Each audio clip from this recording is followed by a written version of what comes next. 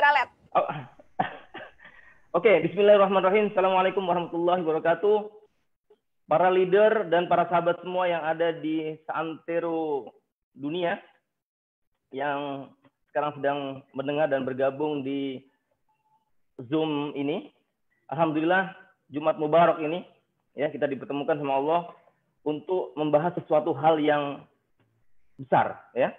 Sesuatu hal yang memang kita harus sikapi, kita harus persiapkan dengan sangat serius.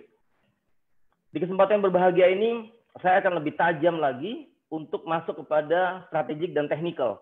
Bagaimana sebenarnya kita bisa meleverage. Kemarin sore saya berkesempatan mendengarkan taujih, baik taujih bisnis dan taujih spiritual dari founder, salah satu foundernya Pak Agung terkait bagaimana HNI itu dipersiapkan untuk besar. Di dalam beberapa tulisan-tulisan terkait bagaimana campaign HMI menuju dunia, sudah saya sampaikan bahwa mentalitas ini akan menjadi kunci besar untuk bagaimana kita bisa tumbuh dan membesar. Kenapa? Nah, kita akan lebih rapihkan lagi bagaimana cara alur kita berpikir.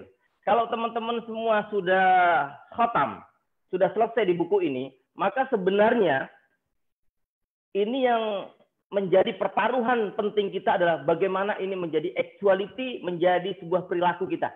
Ya, memang tidak ada kajian yang lebih bagus dari seorang sales, dari seorang pebisnis kecuali baginda Rasulullah Muhammad SAW.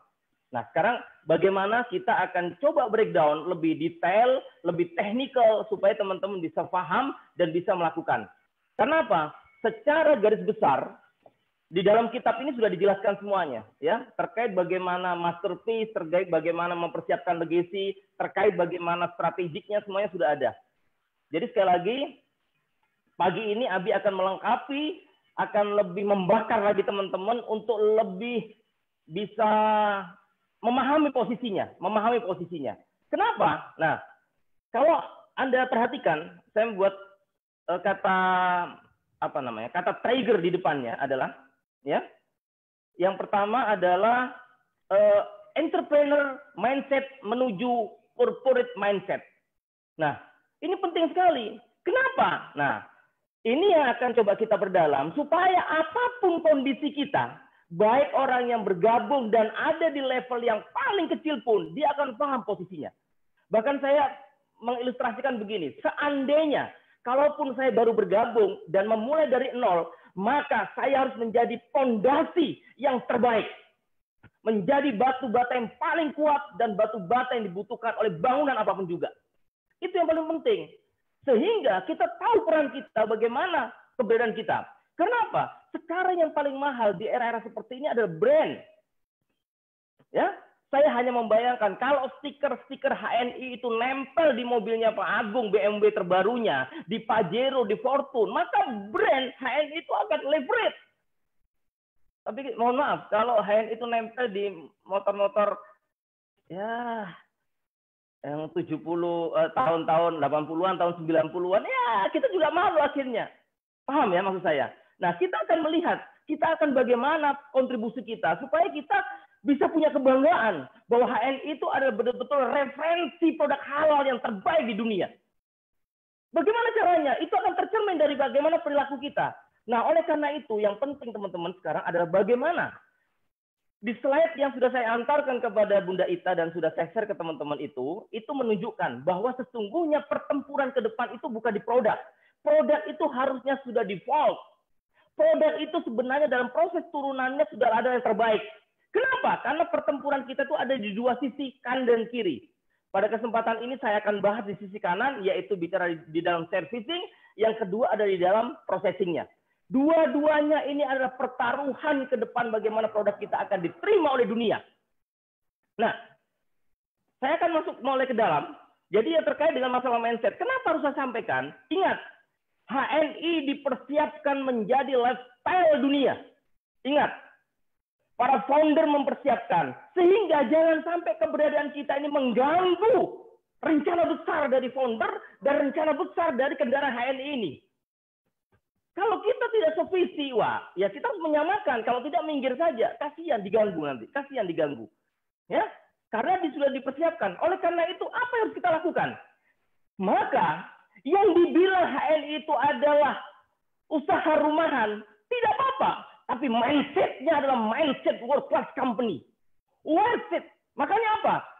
Sehingga saya bilang, apa yang harus kita lakukan? Kita harus mencerminkan bahwa kita ini brand-brand besar.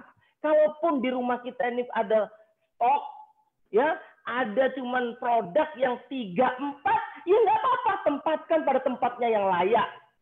Kalau perlu dilap, jangan berdebu. Wah, jangan orang datang, Pak saya beli HNI, ayo silakan masuk ke gudang saya, buka pintunya, debunya, laba-laba segala macam. Lihat, padahal itu produk baru kemarin. Karena belum ditata, belum dibersihkan, sehingga orang tahunya jangan-jangan ini produk expired. Masya Allah. Mengerikan teman-teman semuanya. Tapi kalau orang lihat, wah bersih, mengkilat, karena produknya cuma satu.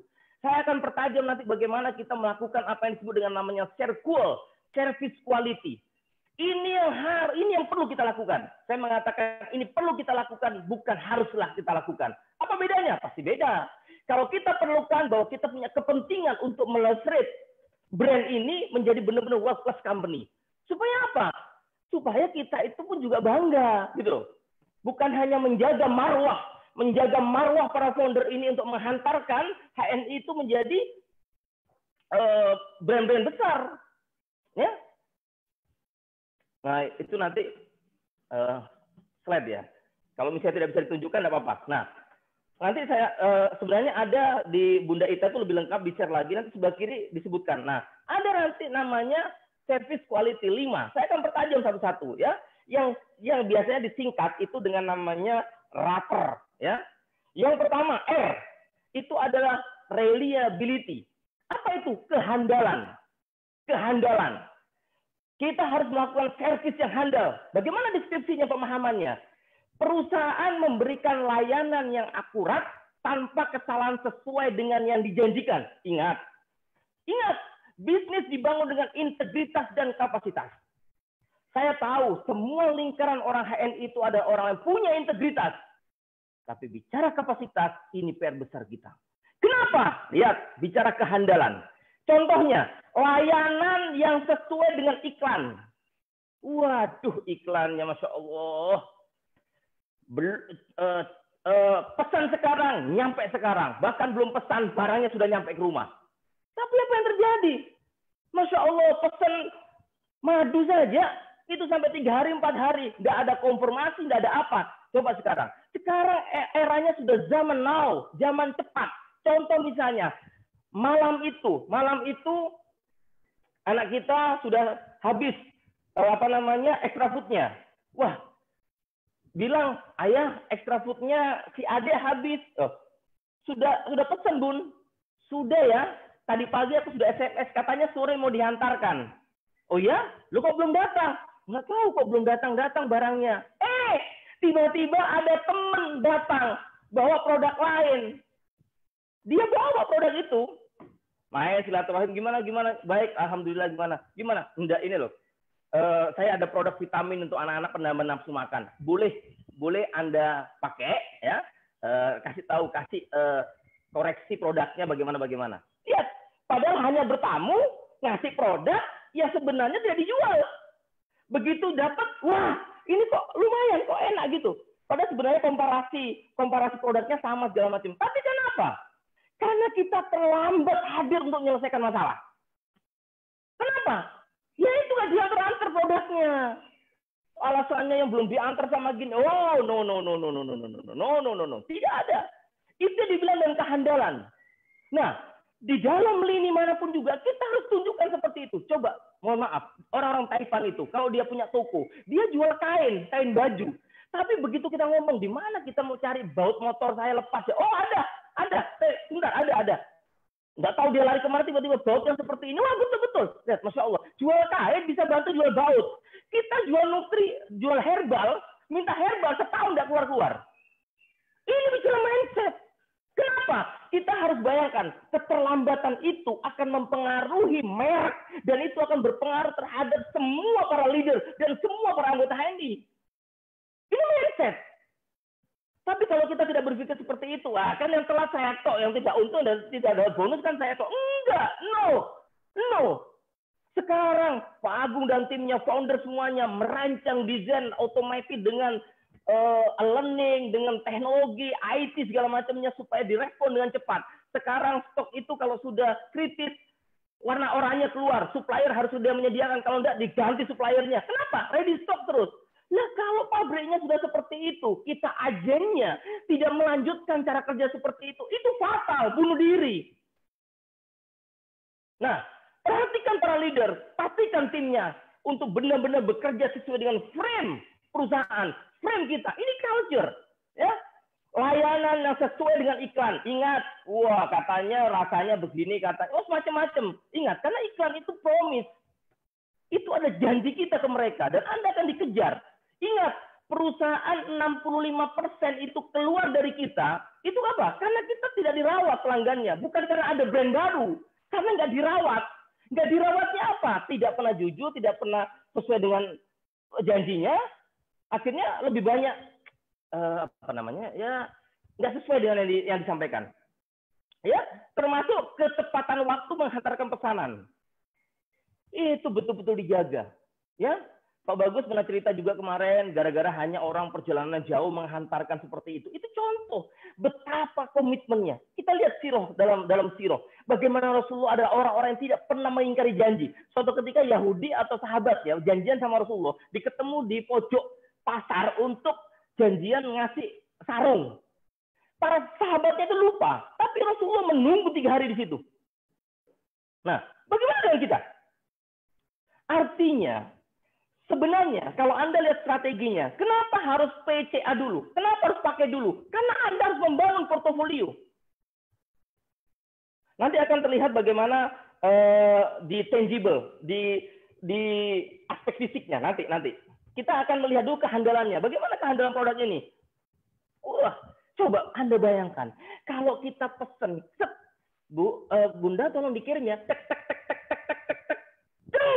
Terima kasih. 1 menit paket datang. Amazing. Anda buktikan sendiri.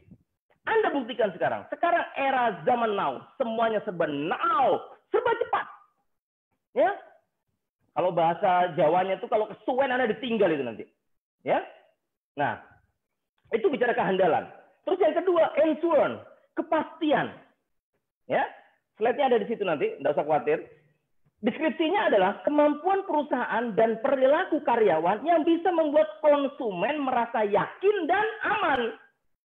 Contohnya apa? Kalau sebuah klinik, dokter yang memiliki jam terbang tinggi. Wah, coba sekarang Anda ketemu dokter muda dan dokter yang sudah tua sekali ngomongnya pun susah. Lebih percaya mana diperiksa?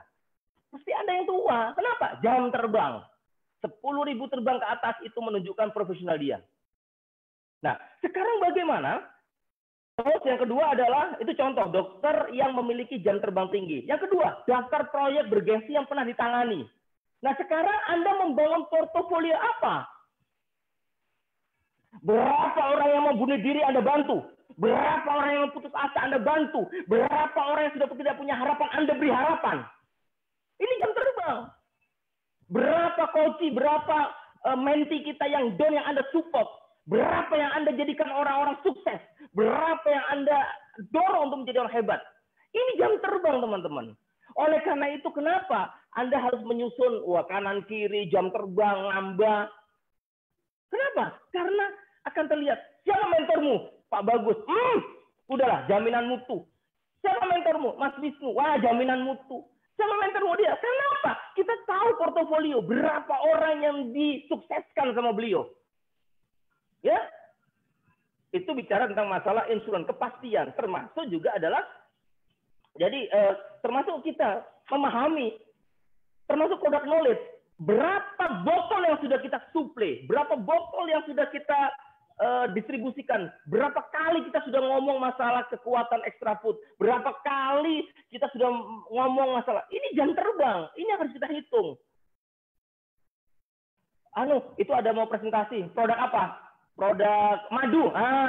Itu Pak Ali sudah. Itu Abah Fauzi yang cerita. Kalau Abah Fauzi yang cerita madu, itu dari madu hutan, madu brengsek, madu bener, tahu semua. Oh, keren itu. Kenapa? Saya kemarin sempat juga ke Tasikmalaya, itu dikomplain. Abi, di postingannya Abi itu saya sebenarnya sudah melihat ada sebuah produk X yang menuliskan begini, itu salah Abi. Dari sejarahnya madu gini-gini. Masya Allah. Sampai sedetail itu mereka melihat kita. Padahal kita nggak tahu, kita ngejualan saja. Artinya nggak bisa. Bahwa kalau kita sudah berkomitmen menjadi bagian dari HNI, menjual produk ini, menyampaikan, mendistribusikan, kita bergaransi bahwa gue yang bertanggung jawab terhadap produk ini. Kalau ada apa-apa, ya harus dikomplain kita. Kita harus siap. Jangan, waduh, saya nggak tahu, kayaknya yang di sana. Wah, berarti Anda tidak berani pasang badan. Leader tidak begitu. Leader pasang badan.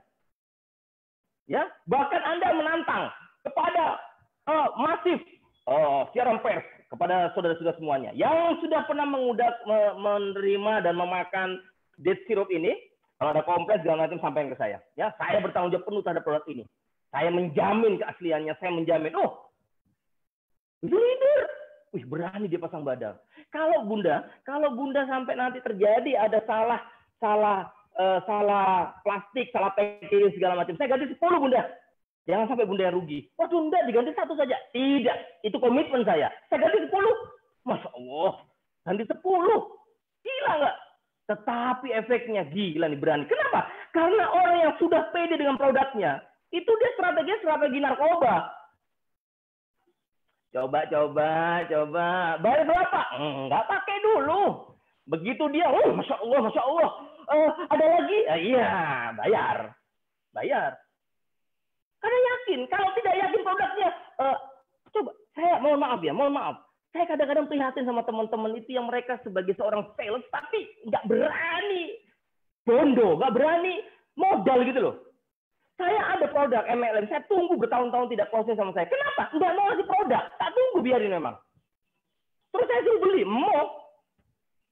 Lu kan harusnya datang, coba, coba nih. Kalau nggak anus, nggak apa-apa. Kan ada, kalau di dalam strategi bisnis, kan ada namanya dana budgeting, dana promotion. Itu kan bisa kita pakai untuk test food.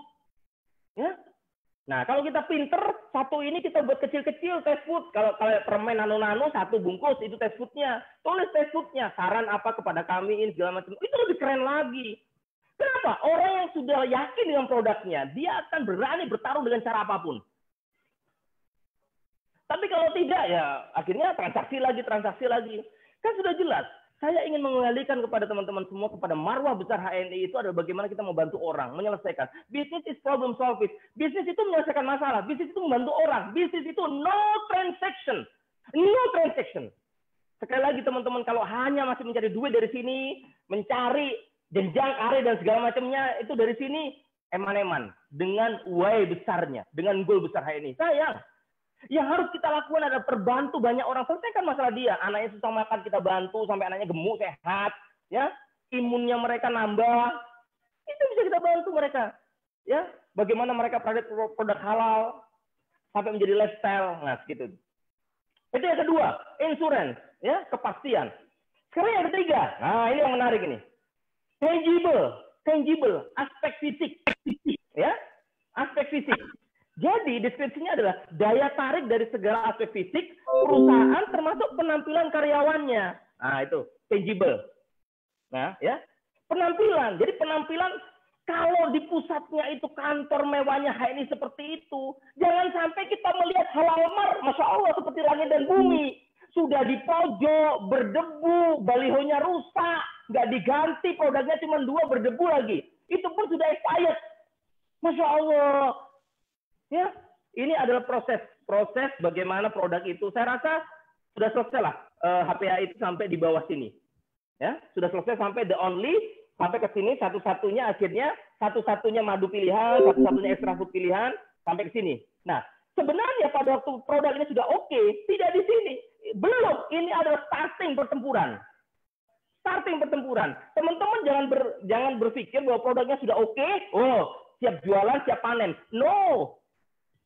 No, ini adalah starting kita. Produknya sudah oke. Baik, pertempuran kita di mana? Di servicing. Nah, ayo sekarang. Jadi bicara tangible ini, ya kita harus equal dong dengan foundernya. Kalau foundernya keren, berwibawa, duitnya tebel, ya harus kita di bawahnya equal begitu. Kenapa? Karena ini bicara brand.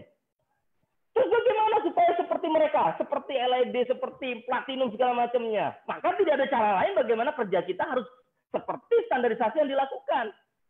Sebenarnya ini hanya bicara masalah mau dan tidak mau. Sebenarnya ini hanya bicara bagaimana kita ini terkait dengan mimpi besar kita. Makanya sekali lagi, teman-teman kalau misalnya mau rekrut, mendapatkan tim segala macamnya, tidak ada cara yang lebih bagus adalah bagaimana memulainya dengan berbicara tentang why. Lu gabung mau ke sini mau ngapain sih? Hah? Saya mau dapat penghasilan 10 juta. Cuman itu. Trigger terus. Sampai misalnya, ya, saya akan berjihad di HPI. Oh, selesai sudah. Kalau sudah saya mau berjihad di HPI, selesai di HNI. Begitu dia down, begitukah sikap seorang mujahid? Turu tok, rebahan, tidak closing, tidak pernah prospek, tidak pernah lihat inventory. Begitu kamu mujahid, ganti mimpimu. Jadi jangan mujahid, jadi pecundang. Nah, itu bisa menyentil mereka. Tapi kalau mereka tiba-tiba hanya kita kejar KTP-nya saja, apa yang bisa kita dapatkan? Menjadi beban buat kita akhirnya nanti. No, bangun komunikasi. Ayo. Supaya apa? Supaya pada waktu masuk ke HNI ini, kita punya spirit dan stamina dan kebanggaan yang sama gitu loh. Kalau di dalam leader ada namanya spirit the corps, atribut.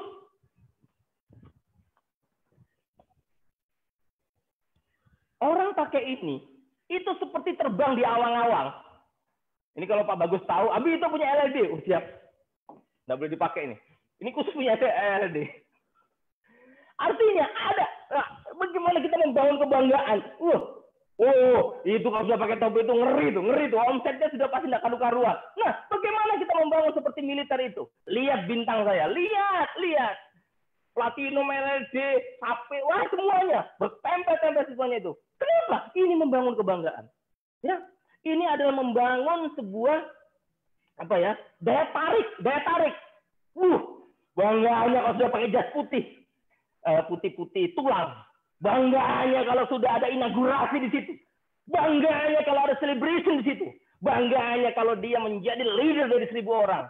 Bangganya dia seperti itu. Kenapa? Kebanggaan itu bukan hanya sekedar formalitas, tapi kebanggaan itu adalah equal dengan berapa orang yang dibahagiakan, berapa orang yang dimuliakan, berapa orang yang disenangkan. Maka itu equal dengan amalan dia.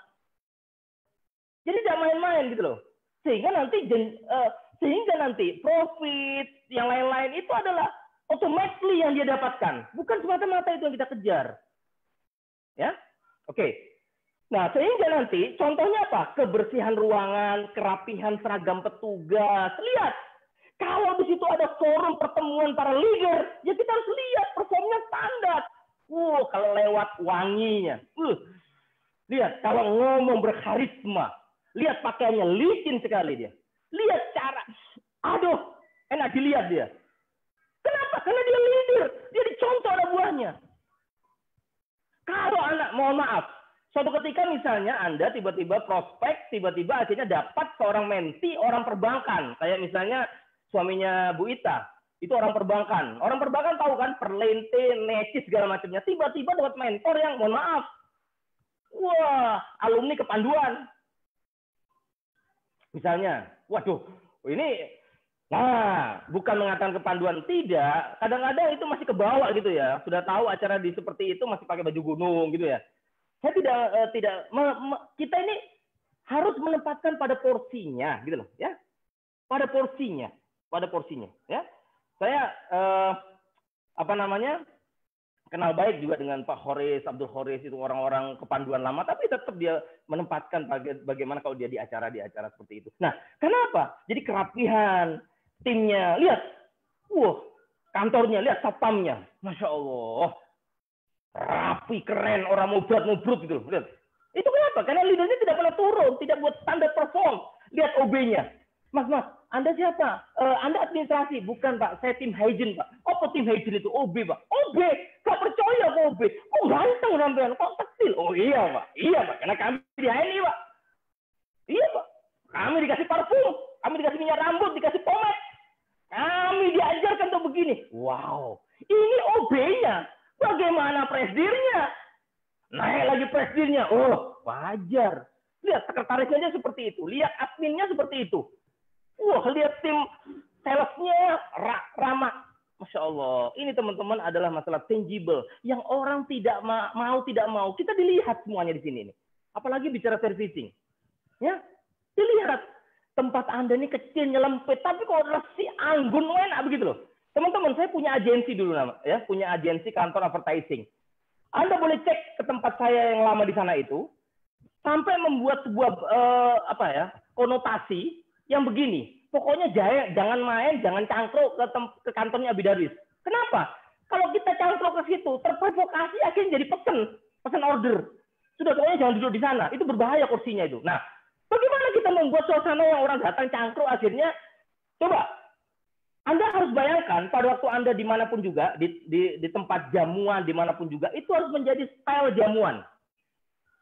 Jam segini harusnya kopi, jam segini harusnya susu, jam segini harusnya... Nah, kalau itu sudah menjadi style, wah, maka akan menjadi sebuah karakteristik di situ. Ada teman saya yang punya brand kopi, itu diusulkan kepada kantor gubernur, sampai akhirnya diusulkan menjadi jamuan tamu setiap pagi kedatangan. Oh, itu kan keren.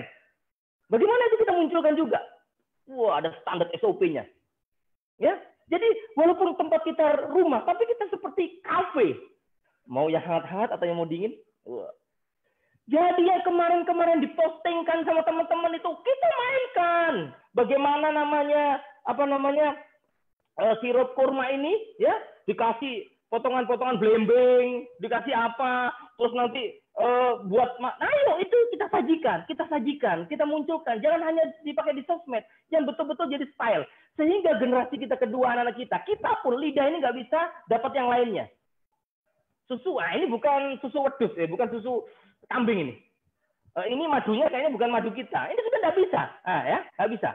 Di sekolah-sekolah internasional yang syarat sekolahnya itu playgroup internasional yang syaratnya tidak boleh ada MSG, anak-anaknya, guru-guru semuanya lidahnya sudah terbiasa tidak pakai MSG. Jadi begitu misalnya dia dapat tender, terus yang tukang masaknya itu pakai MSG dan segala macamnya, pasti tertolak dengan